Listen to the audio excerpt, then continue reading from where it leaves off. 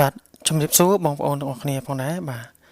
អញ្ចឹងថ្ងៃនេះខ្ញុំនឹងចែករំលែកពាក់ព័ន្ធជាមួយនឹងការបំបែកពាក្យនៅក្នុងភាសាថៃចំនួន40ពាក្យផងដែរបាទអញ្ចឹងដើម្បីកុំឲ្យខាតពេលវេលាយូរបាទចូលរួមទៅរៀនទាំងអស់គ្នាបាទអញ្ចឹងពាក្យទី1គឺក្រាក់ជុកក្រាក់ជុកបាទក្រាក់ជុកប្រែថាកញ្ចក់ណាបាទ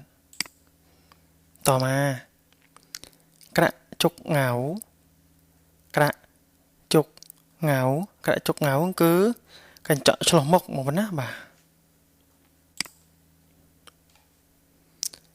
ក្រាក់ជុកតាក្រាក់ជុកតាក្រាក់ជុកតាប្រែថាកញ្ចក់ភ្នែកបងប្អូនណាបាទតាប្រែថាភ្នែកណាបាទតមកក្រាក់ជុកពេនฝาក្រាក់ជុកពេនฝาក្រាក់ជុកពេនฝาហ្នឹងគឺមានន័យថាកញ្ចក់ស្រអាប់បងប្អូនណាបាទកញ្ចក់ស្អាប់តមកក្រាក់ចាយក្លិនក្រាក់ចាយក្លិនបាទអញ្ចឹងក្លិនហ្នឹងប្រែថាក្លិនបងប្អូនណាបាទអញ្ចឹងសាយភាយបាទណាពាក្យនេះប្រែថាសាយភាយក្លិនបងប្អូនណាបាទតមកក្រាក់សបក្រាក់សបក្រាក់សបប្រែថាបេឬមួយក៏បាវបងប្អូនណាបាទต่อไปครับក្រាក់ឆៅក្រាក់ឆៅបាទក្រាក់ឆៅគឺប្រែថាកន្ត្រកណាបាទក្រាក់ឆៅដកไม้មានន័យថាកន្ត្រកផ្កាអញ្ចឹងទៅណាបាទក្រាក់ឆេតក្រាក់ឆេតបាទក្រាក់ឆេតគឺប្រែថាកញ្ឆែតណាបងប្អូនណាបាទកញ្ឆែតពាក្យនេះគឺពាក្យកម្ចីពីខ្មែររបស់យើងណាបងប្អូនណាបាទតមកក្រាក់ដងក្រាក់ដងក្រាក់ដងគឺចង្អេបងប្អូនណាបាទចង្អេបងប្អូនស្គាល់ចង្អេបាទអញ្ចឹងសម្រាប់បងប្អូនចំនួនក្រោយប្រហែលជាអ្នកខ្លះអត់ស្គាល់ចង្អេទេដោយសារមិនដែរអ៊ំកផងណាបាទបាទអញ្ចឹងក្រាក់ដងប្រែថាចង្អេបងប្អូនណាបាទតមកក្រាក់ដងក្រាក់ដងក្រាក់ដងប្រែថាស្នូកបងប្អូនណាបាទស្នូកក្តាមស្នូកអណ្ដើកអញ្ចឹងណាបាទតមកក្រាក់ដានក្រាក់ដានក្រាក់ដានប្រែថាក្តារបន្ទះបងប្អូនណាបាទក្តារបន្ទះតមកក្រាក់ដានដាំក្រាក់ដានដាំក្រាក់ដានដាំគឺក្តារខៀនបងប្អូនណាបាទក្តារខៀនក្តារដែលយើងក្តារខៀនដែលយើងសរសេរបង្រៀនសិស្សហ្នឹងណាបាទ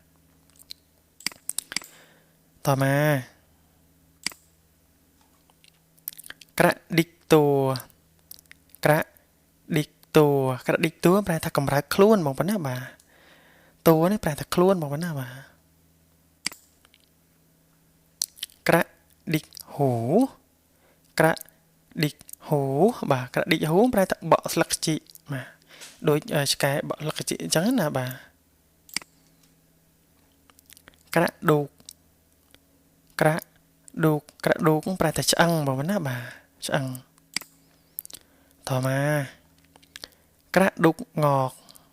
ក្រាក់ដូកងកបាទក្រាក់ដូកងកប្រែថាឆ្អឹងខ្ចីបងប្អូនណាបាទដូចភុំងកអញ្ចឹងណាភុំងកប្រែថាសក់ស្កូវវិញបងប្អូនណាបាទតមកក្រាក់ដូត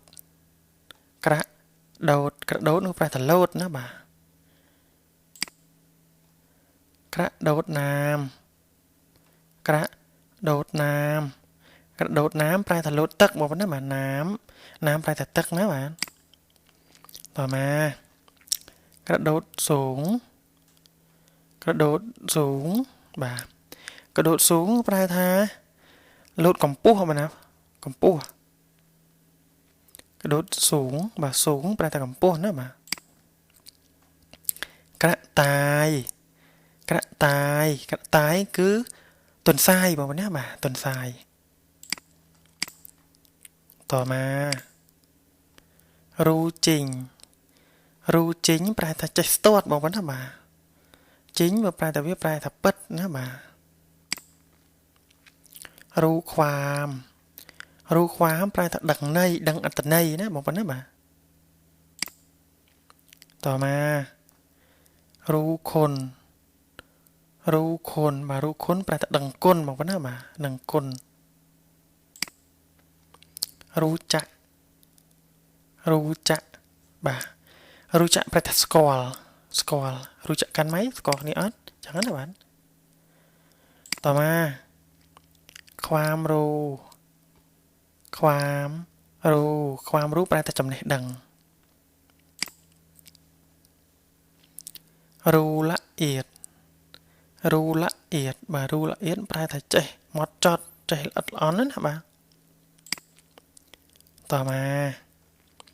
รู้จักกันรู้จักกันបាទรู้จักกันแปลថាស្គាល់គ្នាបងណាបាទรู้จักกันนานหรือยังបាទស្គាល់គ្នាយូរហើយឬនៅចឹងណាបាទต่อมาไม่รู้ไม่รู้ไม่รู้แปลថាមិនស្គាល់ណាឬមួយក៏មិនដឹងណាបាទต่อมาไม่ควรไม่ควรไม่ควรគឺមិនគួរសមឬមួយក៏មិនសមគួរណាបាទไม่คอยไม่คอยไม่คอยគឺមិនសូវបងប្អូនណាបាទមិនសូវไม่เข้าใจไม่เข้าใจไม่เข้าใจแปลថាមិនយល់បងប្អូនណាបាទเข้าใจแปลថាយល់ណាបាទដល់ពេលយើងប្រែពាក្យបដិសេធមិននៅខាងចុងនៅខាងដើមនឹងមកគឺពាក្យនេះទៅជាបដិសេធវិញណាไม่ดีไม่ดีไม่ดีแปลថាមិនល្អណាបាទดีแปลថាល្អต่อมาไม่ค่อยชอบไม่ค่อยชอบបាទไม่ค่อยชอบแปลថាមិនសូវចូលចិត្តណាបាទ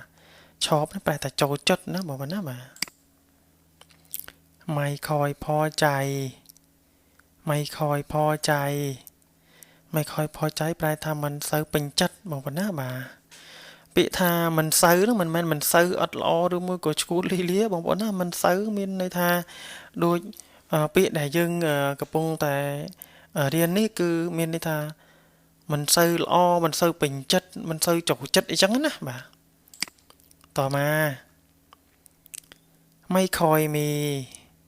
ไม่ค่อยมีไม่ค่อยมีគឺមិនសូវមានណាបាទមិនសូវមានអញ្ចឹងណាបាទไม่จำเป็นไม่จำเป็นไม่จำเป็นគឺមិនចាំបាច់ណាបាទមិនចាំបាច់ចាំเป็นแปลថាចាំបាច់បងប្អូនណាបាទต่อมาไม่ได้เรื่องไม่ได้เรื่องไม่ได้เรื่องไม่ได้เรื่องគឺគ្មានបានការតែម្ដងណាបាទแปลថាគ្មានបានការไม่ตองไม่ตองไม่ตองគឺមិនបាច់ណាបាទไม่ตองមកមិនបាច់មកไม่ตองไปមិនបាច់ទៅអញ្ចឹងណាបាទไม่น้อยไม่น้อยไม่น้อยគឺមិនតូចណាបាទน้อยน้อยแปลថាតូចណាបាទต่อมาไม่นับไม่นับไม่นับแปลថាមិនរាប់បងប្អូនណាបាទមិនរាប់បាទអូខេนะครับทุกคนเป็นยังไงบ้างครับสำหรับบทเรียนนี้